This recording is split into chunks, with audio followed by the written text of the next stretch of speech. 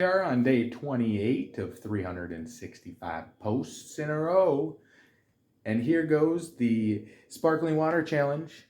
All right, here we go. Saw some kid try and slam a Croix without burping. Let's see if I can do it. And then he ran into a garage, which I'll have the Star Wars Lego set Death Star. But can he chug a sparkling water and not burp?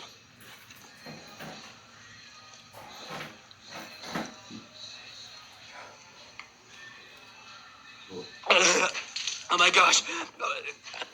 What do I do? Man. I do feel it in there. I don't know how he went so crazy, but... Burp. I burped, but... Man. Oh my gosh. I definitely don't think it was as hard as that kid made it seem. What do I do? Like, share, subscribe, save us your cans, and spread the love in 2021.